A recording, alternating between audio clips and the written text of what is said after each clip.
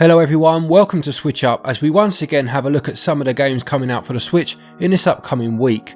We appear to have a strong mix of ports, re-releases and remasters this week, as well as a big entry in a series that has been running for many years now.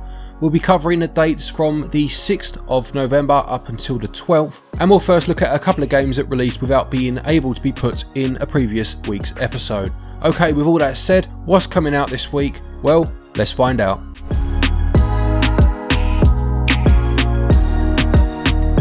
First to a couple of games that are already out then, and the first is definitely out in North American regions. I can't find confirmation if other regions had followed suit, but it is The Binding of Isaac Repentance. Repentance is described as the ultimate entry in the series, and as well as all previously released content, it includes 2 new playable characters, over 130 new items, 100 new enemies, 25 new bosses, an alternate path and a new ending.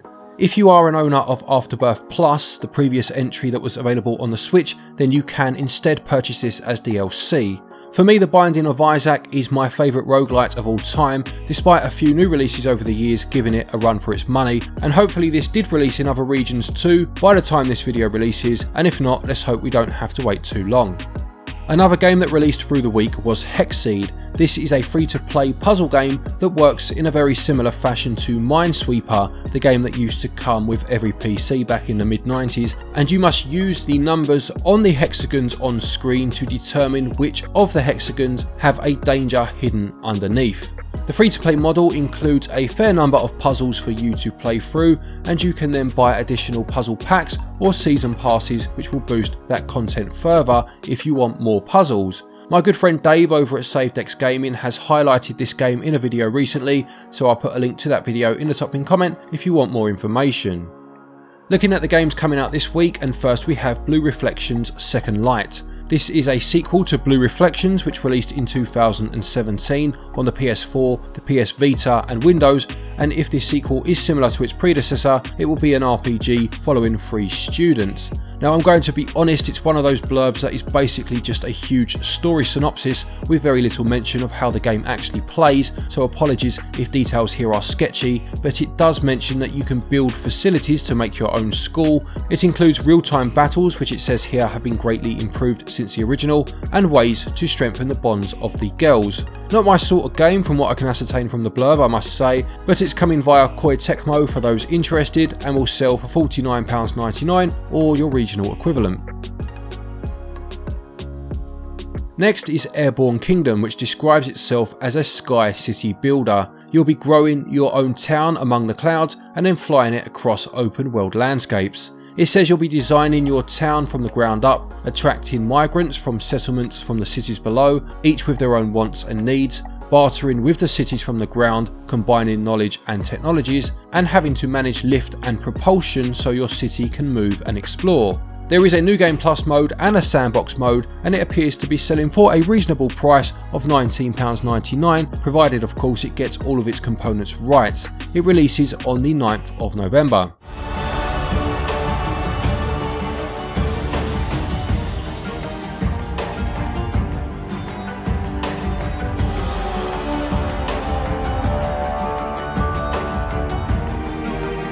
Then there is Real Farm Premium Edition. This farm simulator includes a career mode and a free play mode where you can cultivate to your heart's content, and the Premium Edition includes both the Potato Pack and the Gruner's Tull Map DLC. It also includes quality of life improvements, a new AI overhaul and repolished game mechanics. Now I remember very early after the Switch came out, when there weren't so many games available, I bought one of these proper farm simulators. I'd only ever really played Farm Life Sims up until that point. I think the one I bought was Farming Simulator Nintendo Switch Edition, and as much as it was totally different to anything I had played, and I even questioned why I liked it at times, I did quite like it. I don't know how this particular game holds up of course, but I guess we'll find out when it releases on the 10th.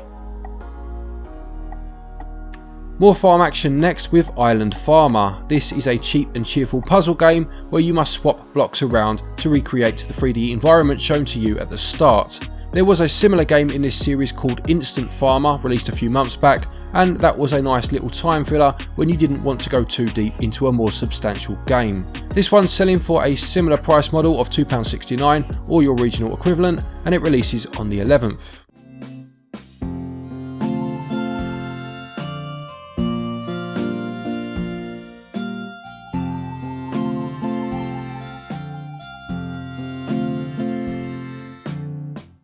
Also out on the 11th is Treasures of the Aegean. This sees you playing as a parkour master and a treasure hunter as they look to unveil the secrets of a forgotten kingdom trapped in an endless time loop. The blurb says you will need to parkour your way through terrains, swinging on vines and jumping over deep pits, and as well as this you'll be hunting ancient relics and solving puzzles. It has a comic book aesthetic and sounds a bit like a modern Pitfall, and I do like the references to King Minos and Greek mythology. Sounds like an interesting one this, and it will sell for £16.99.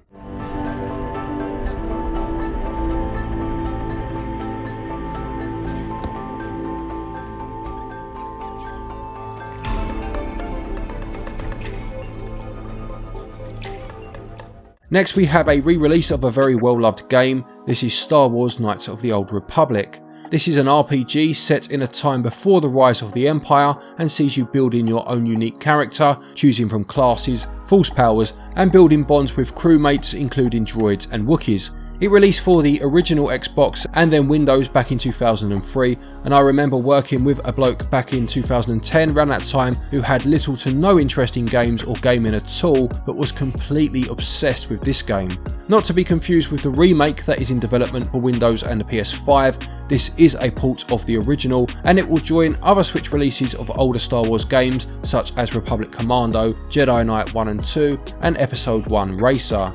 It's going to sell for £11.29 or your regional equivalent. For good, or will you be lured to the dark side? Your choices determine the galaxy's fate in Star Wars Knights of the Old Republic, launching on Nintendo Switch November 11th. Pre-orders begin today on Nintendo eShop. Then we have another nostalgia-fueled release. This is Grand Theft Auto The Trilogy Definitive Edition. This collection brings together Grand Theft Auto 3, Grand Theft Auto Vice City and Grand Theft Auto San Andreas, and has a host of improvements to these games, including new lighting, environmental upgrades, high-resolution textures, increased draw distances, and modern controls and targeting, to name a few.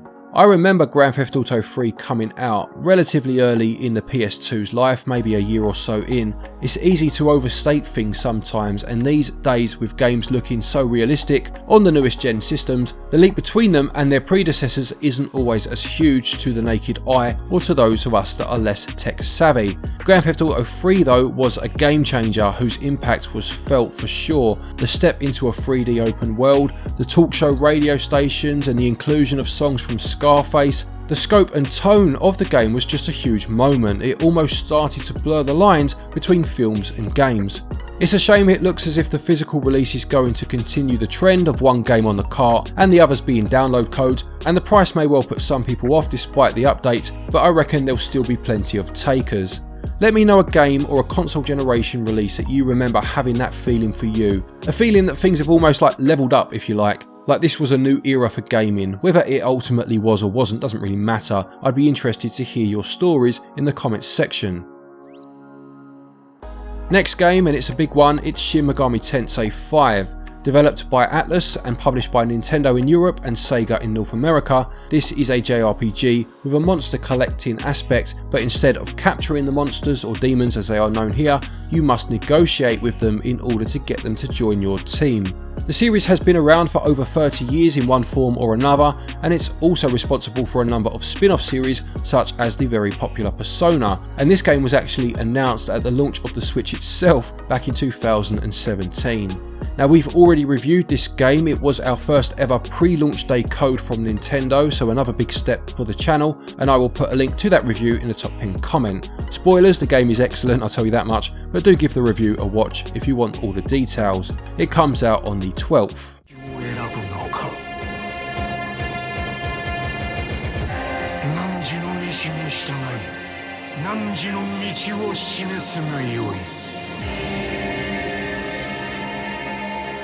And finally for the week then we have Gynoug, which is a re-release of a Sega Mega Drive or Genesis game from back in 1991.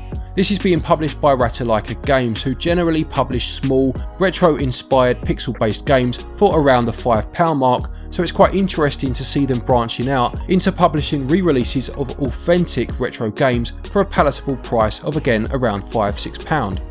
Onto the game itself, and it's a horizontal shooter where you play as the Angel War. The game was actually called Wings of War in North America, and the blurb promises improved modes with accessibility and modernised controls. If you are interested, it comes out on the 12th. So there you have it, another week of Nintendo Switch releases. Quite an interesting week in terms of how many remasters, re-releases there are. Quite a nostalgia fueled week really. Do any of these games though appeal to you? Are you going to be picking any of them up? Let me know in the comments section. A quick thank you to our Patreons as always for your continued support, and to each and every one of you for watching our videos. Take care, and until next time, happy gaming.